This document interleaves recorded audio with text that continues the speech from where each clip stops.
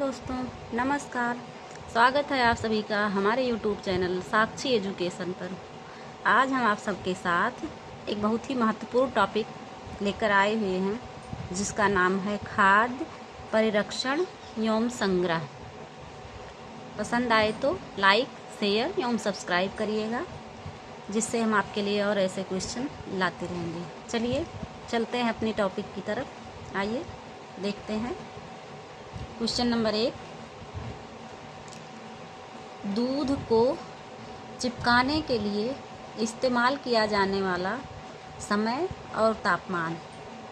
ए 72 अंश सेंटीग्रेड से 15 minute, B 72 अंश सेंटीग्रेड से 15 सेकेंड, सी 72 अंश सेंटीग्रेड से 30 सेकेंड, डी 72 अंश सेंटीग्रेड से 30 मिनट।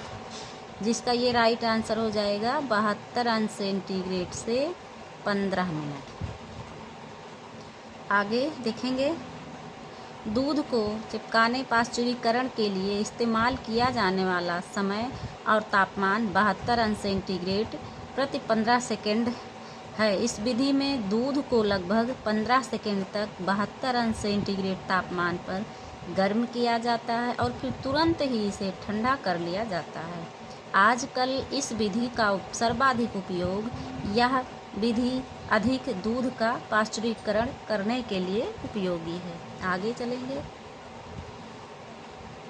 पाश्चुरीकरण किसके संरक्षण की विधि है? पनीर, पेय पदार्थ, सब्जी, दूध। तो इसका ये करेक्ट आंसर हो जाएगा डी, दूध। ये TGT 2021 का क्वेश्चन है। कुछ इसकी परिभाषा दी गई है, देख लेते हैं।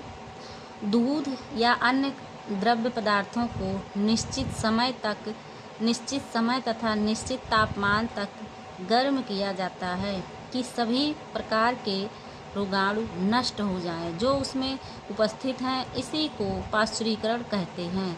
लुईस पाश्चर 1822 से 1895 ईस्वी में ही सर्वप्रथम पाश्चुरीकरण के पक्ष को रखा। यह अपने काल के एक उत्कृष्ट वैज्ञानिक तथा रसायन शास्त्री थे। लुईस पाश्चर को आधुनिक जीवाणु का संस्थापक कहा जाता है। आगे। होल्डिंग या बैच विधि HBS। इसमें दूध को 65 अंश सेंटीग्रेड पर 30 मिनट के लिए गर्म किया जाता है। इसके पश्चात तुरंत दूध को ठंडा कर लिया जाता है। उच्च तापमान निम्न समय विधि HTST। इसमें दूध को 72 अंश सेंटीग्रेड पर 15 सेकेंड तक गर्म करके शीघ्र ही ठंडा किया जाता है। आगे। अति उच्च तापमान विधि UHTS। इसमें दूध को 93 अंश सेंटीग्रेड पर 3 सेकंड के लिए तथा 149.5 अंश सेंटीग्रेड पर 1 सेकंड के लिए गर्म करके शीघ्र ही दूध को 7 अंश सेंटीग्रेड तक ठंडा किया जाता है। आगे। डिब्बाबंद जैम या जेली पर चिन्ह लगा रहता है। A Agmark, B ISI, C FPO, D इसमें से कोई नहीं। तो ये C वाला सही हो जाएगा, FPO।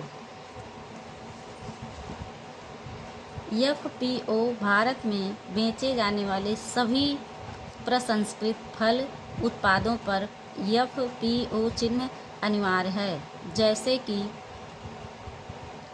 डिब्बाबंद फल, पेय, फ्रूट, जैम, स्वैक्स, अचार, निर्जलित फल,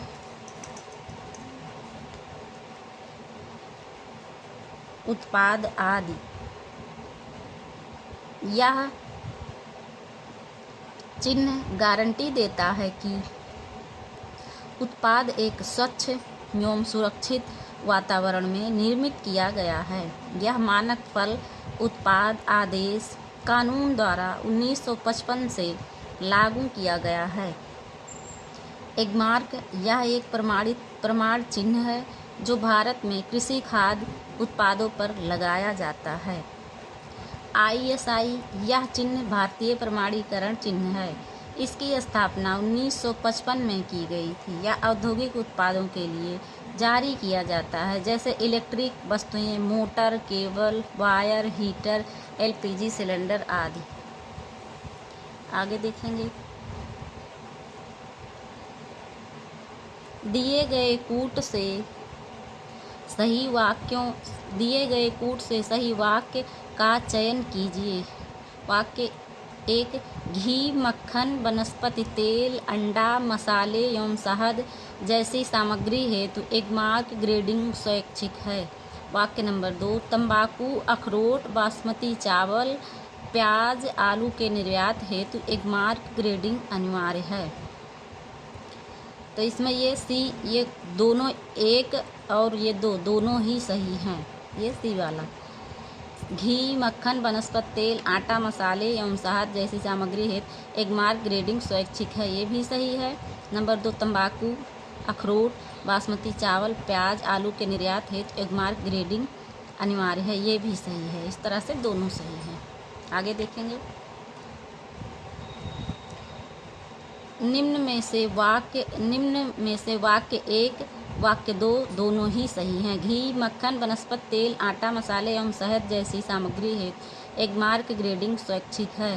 तंबाकू, अखरोट, बासमती चावल, प्याज, आलू के निर्यात हेतु एगमार्क ग्रेडिंग अनिवार्य है। आगे क्वेश्चन देखेंगे। फलों एवं सब्जियों को उनके मूल भार से 50% तक सुखाकर फ्रीजिंग करके संरक्षित करना कहलाता है। Sharp freezing, dehydro freezing, slow freezing, त्वरित फ्रीजिंग। तो इसमें ये बी वाला सही हो जाएगा, डिहाइड्रो फ्रीजिंग। फलों एवं सब्जियों को उनके मूल भार से 50% तक सुखाकर फ्रीजिंग करके संरक्षित करना डिहाइड्रो फ्रीजिंग करना कहलाता है। वास्तव में यह विधि अंशतः निर्जलीकरण तथा शीतकरण पर आधारित है। इस विधि द्वारा जिन फलों एवं सब्जियों को संरक्षित करके रखना होता है, उन्हें सर्वप्रथम गर्म करके उनमें नमी को कम से कम आधी मात्रा तक सुखा दिया जाता है। तत्पश्चात इसका हिमीकरण किया जाता है। भोजन को पकाते समय पुनः पानी डालकर इसके आकार व मात्रा को पुनः प्राप्त किया जाता है। धन्यवाद। आज के लिए बस इतना ही, फिर मिलेंगे।